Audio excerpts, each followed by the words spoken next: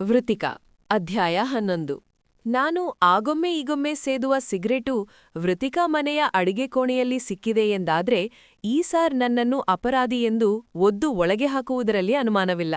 ಆದ್ರೆ ನನಗೆ ಜೀವಾವಧಿ ಶಿಕ್ಷೆ ನೀಡಿದ್ರೂ ಕಾಣೆಯಾದ ವೃತ್ತಿಕಾ ಸಿಗಲಾರಳು. ಕಾರಣವೆಂದರೆ ಆಕೆ ಎಲ್ಲಿದ್ದಾಳೋ ನನಗೇನು ಗೊತ್ತು? ಕುಳಿತು ಲೆಕ್ಕ ಹಾಕತೊಡಗಿದನು ಪೂರ್ಣ. ಇದಕ್ಕೇನ್ ಹೇಳ್ತೀರಿ ಪೂರ್ಣ ಅವರೇ? ನಾನು ಅಂದು ನಿಮ್ಮ ಮನೆಗೆ ಬಂದಾಗ ನೀವು ಹೇಳಿದ ಅಷ್ಟೂ ಮಾತು ನಂಬಿದ್ದೆ.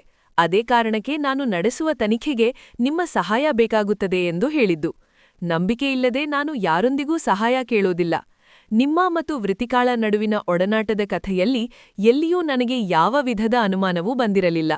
ಈಗಲೂ ಅವಳ ಮನೆಯ ಅಡಿಗೆ ಕೋಣೆಯಲ್ಲಿ ಸಿಕ್ಕ ಈ ಸಿಗರೇಟಿನ ತುಂಡು ನನಗೆ ನಿಮ್ಮ ಬಗ್ಗೆ ಯಾವ ಅನುಮಾನವನ್ನು ಹುಟ್ಟುಹಾಕುತ್ತಿರಲಿಲ್ಲ. ಏಕೆಂದ್ರೆ ಗೆಳೆಯರು ಎಂದ ಮೇಲೆ ಮನೆಗೆ ಬರುವುದು ಹೋಗುವುದು ಸಹಜ. ಹಾಗೆ ಬಂದಾಗ ಆ ಸಿಗರೇಟು ಹತ್ತಿಸಿರಬಹುದು ಎಂದೇ ಭಾವಿಸುತ್ತಿದ್ದೆ. ಆದರೆ ನೀವಾಗಿಯೇ ಒಂದು ವಿಷಯ ಬಾಯ್ಬಿಟ್ಟಿದ್ದೀರಿ, ನೆನಪಿದೆಯಾ? ವೃತ್ತಿಕಾ ಏನಾದ್ರೂ ಖುಷಿ ವಿಷಯ ಅಥವಾ ದುಃಖ ಆದಾಗ ನನ್ನನ್ನು ಹುಡುಕಿಕೊಂಡು ನನ್ನ ಮನೆಗೆ ಬರುತ್ತಿದ್ದಳು. ನಾನಾಜಿಯೇ ಅವಳ ಮನೆಗೆ ಹೋಗುವುದು ತೀರಾ ಅಪರೂಪ. ಅದೂ ಅಲ್ಲದೆ ಅವಳು ಕಾಣೆಯಾಗುವ 2 ದಿನ ಮೊದಲು ಅವಳು ನನಗೆ ಸಿಕ್ಕಿದ್ದಳು. ಅವಳಾಗಿಯೇ ನಮ್ಮ ಮನೆಗೆ ಬಂದಿದ್ದಳು. ಅದರ ಮೇಲೆ ನಾನು ಬ್ಯುಸಿಯಾದೆ, ಅವಳ ಕಡೆ ಗಮನ ಕೊಡಲು ಆಗಿರಲಿಲ್ಲ ಎಂದು. ನಿಮ್ಮ ಆ ಮಾತು ಅಂದಿಗೆ ಸತ್ಯವಾಗಿತ್ತು.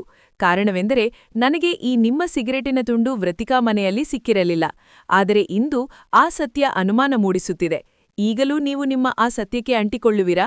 ಹುಬ್ಬೆರಡನ್ನು ಏರಿಸಿ ಅಜಯ್ ಕೇಳಿದಾಗಲೇ ಪೂರ್ಣನ ಕೆನ್ನೆಗೆ ಯಾರೋ ಪಟಾರನೆ ಬಾರಿಸಿದಂತಿತ್ತು. ಮಾತು ನಿಲ್ಲಿಸಲು ಪೂರ್ಣನು ಒಮ್ಮೆ ಅಜಯನ ಮುಖ ನೋಡಿದನು. ನಿಜ ಸರ್, ನಾನು ಅಂದು ಹೇಳಿದ್ದು ನನಗೆ ಈಗಲೂ ನೆನಪಿದೆ. ಅಷ್ಟೇ ಅಲ್ಲ, ನಾನು ಹಾಗೆ ಹೇಳಬೇಕು ಎಂದು ಅಂದುಕೊಂಡೇ ಹೇಳಿದ್ದು. ನಾನು ಅವಳ ಮನೆಗೆ ಹೋಗುವುದು ತೀರಾ ಕಡಿಮೆ. ಅವಳಾಗಿಯೇ ನನ್ನ ಮನೆಗೆ ಬರುತ್ತಾಳೆ.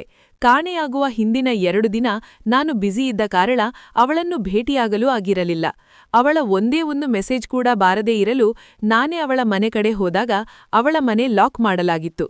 ಇವಿಷ್ಟು ನಾನು ಯಾರೇ ಕೇಳಿದರೂ ಹೇಳಬೇಕು ಅಂದುಕೊಂಡ ಸುಳ್ಳು ಮಾಹಿತಿ ಎಂದನು.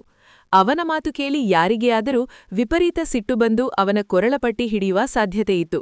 ಆದ್ರೆ ಅಜಯ್ ಯಾವ ಪ್ರತಿಕ್ರಿಯೆ ಕೂಡ ನೀಡಲಿಲ್ಲ. ಬದಲಾಗಿ ಆ ರೀತಿ ಹೇಳಲು ಕಾರಣವೇನು? ಆ ರೀತಿಯೇ ಹೇಳಬೇಕು ಅಂದುಕೊಂಡ ಕಾರಣವೇನು? ನಯವಾಗಿ ಪ್ರಶ್ನೆಯಿಟ್ಟನು. ನಿಜಕ್ಕೂ ಅವನಿಗೇ ತಿಳಿದಿರಲಿಲ್ಲ ನನಗ್ಯಾಕೆ ಸಿಟ್ಟು ಕೋಪ ಬರುತ್ತಿಲ್ಲ ಎಂಬ ಬಗ್ಗೆ. ಸರ್, ಅವಳು ಕಾಣೆಯಾಗುವ ಹಿಂದಿನ ದಿನ ನಾನು ಅವಳ ಮನೆಗೆ ಹೋಗಿದ್ದೆ. ತುಂಬಾ ಲವಲವಿಕೆಯಿಂದ ಇದ್ದಳು. ಕಾಣೆಯಾಗುವ ಬಗ್ಗೆ ಅಥವಾ ಯಾರೋ ಹೆದರಿಸಿರುವ ಬಗ್ಗೆ ಯಾವುದೇ ಯೋಚನೆ ಚಿಂತೆ ಅವಳ ಮುಖದಲ್ಲಿ ಇರಲಿಲ್ಲ. ಬದಲಾಗಿ ಎಂದಿಗಿಂತ ಅಂದು ಅವಳ ಲವಲವಿಕೆ ತುಸು ಜೋರಾಗಿಯೇ ಇತ್ತು ಎಂದೇ ಇರಬಹುದು. ಅವಳೇ ಅವಳ ಕೈಯಾರೆ 2 ಲೋಟ ಟೀ ಮಾಡಿ ತಂದುಕೊಟ್ಟಳು. ಅಡಿಗೆ ಕೋಣೆಯ ರ್ಯಾಕ್ಸ್ ಮೇಲೆ ಕುಳಿತ ನಾನು ಅವಳ ಖುಷಿ ಹಾಗೂ ಅವಳು ಮಾಡುವ ಟೀ ನೋಡುತ್ತಾ ಒಂದು ಸಿಗರೆಟ್ ಹೊತ್ತಿಸಿದೆ. ಏನಿದು, ಇವತ್ತು ಭಯಂಕರ ಖುಷಿಯಲ್ಲಿ ಇದ್ದೀಯಾ ಎಂದು ಕೇಳಿದೆ. ಅದಕ್ಕವಳು, ನಿಜ ಪೂರ್ಣ, ಇವತ್ತು ಒಂದು ದೊಡ್ಡ ತೀರ್ಮಾನ ತೆಗೆದುಕೊಂಡೆ ಎಂದು ಹೇಳಿದಳು. ನಾನು ಆಶ್ಚರ್ಯದಿಂದ ಏನದು ಎಂದು ಕೇಳಿದೆ. ನನ್ನ ಪ್ರಕಾರ ಅವಳ ಮುಂದಿನ ಜೀವನದ ಬಗ್ಗೆ ಅಥವಾ ನನ್ನ ಮತ್ತು ನಮ್ಮ ಮದುವೆ ವಿಷಯ ಇರಬಹುದು ಎಂದು ಭಾವಿಸಿದ್ದೆ. ಆದರೆ ಏನು ವಿಷಯ ಎಂದು ಹೇಳಲು ಸ್ವಲ್ಪ ತೊದಲಿದವಳು ನಂತರ ಇನ್ನು ಮುಂದೆ ಹಳೆಯದನ್ನೆಲ್ಲ ಮರೆತು ಹೊಸ ಜೀವನ ಆರಂಭಿಸಬೇಕು, ಹಳೆಯದನ್ನು ಯಾವ ಕಾರಣಕ್ಕೂ ನೆನಪು ಮಾಡಿಕೊಳ್ಳಬಾರದು ಎಂದು ತೀರ್ಮಾನ ಮಾಡಿದ್ದೇನೆ ಎಂದಳು.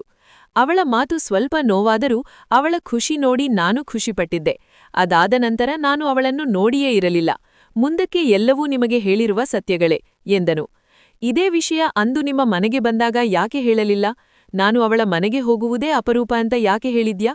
ಅದು ಅವಳು ಕಾಣೆಯಾಗುವ ಹಿಂದಿನ ದಿನ ಕೇವಲ ಮೆಸೇಜ್ ಮಾಡಿ ಮಾತನಾಡಿದ್ದು ಎಂದು ಹೇಳುವ ಅಗತ್ಯವೇನಿತ್ತು? ಕೇಳಿದನು ಅಜಯ್. ಅವನ ತನಿಖಾ ವಿಚಾರಣೆಯೆನ್ನುವುದನ್ನು ಬೇಗನೆ ಅರಿತ ಪೂರ್ಣ, ನೋಡಿ ಸರ್, ಇಷ್ಟಕ್ಕೆ ನೀವು ನನ್ನನ್ನು ಅಪರಾಧಿ ಎಂಬಂತೆ ವಿಚಾರಿಸುತ್ತಿದ್ದೀರಿ. ನೀವಾದ್ರೂ ಪರವಾಗಿಲ್ಲ, ಕೆಲವು ಪೊಲೀಸರಿಗೆ ಕೇಳುವಷ್ಟು ತಾಳ್ಮೆ ಇರೋದಿಲ್ಲ. ನಾನು ಹೇಳಿದ ಮಾತು ಕೇಳಿ ನನ್ನನ್ನು ಜೈಲಿಗೆ ಹಾಕಿದರೂ ಆಶ್ಚರ್ಯವೇನಿಲ್ಲ. ಹಾಗಾಗಿ ನಾನು ಹಿಂದಿನ ದಿನ ಅವಳ ಮನೆಗೆ ಹೋಗಿದ್ದೊಂದನ್ನು ಗುಟ್ಟು ಮಾಡಿ ಉಳಿದ ಎಲ್ಲಾ ವಿಷಯ ಹೇಳಿದೆ. ಆದರೂ ಈ ಕೇಸಿಗೂ ನನಗೂ ಯಾವುದೇ ಸಂಬಂಧ ಇಲ್ಲ ಸರ್, ಕೈಮುಗಿದು ಕೇಳಿಕೊಂಡನು ಪೂರ್ಣ. ಅವನ ಮಾತು ಕೇಳುತ್ತಿದ್ದ ಅಜಯನ ಮನದಲ್ಲಿ ಬೇರೊಂದು ಕಥೆ ಓಡುತ್ತಿತ್ತು. ವೃತ್ತಿಕಾ ಮುಂದುವರಿಯುವುದು. ನಿಮ್ಮವಳೇ ಹನಿ. ಸಂಪೂರ್ಣ ಕಥೆಗಾಗಿ ಚಾನೆಲ್ ಸಬ್ಸ್ಕ್ರೈಬ್ ಮಾಡಿ. ಈ ಸಂಚಿಕೆಯ ಅನಿಸಿಕೆ ಬರೆಯಿರಿ.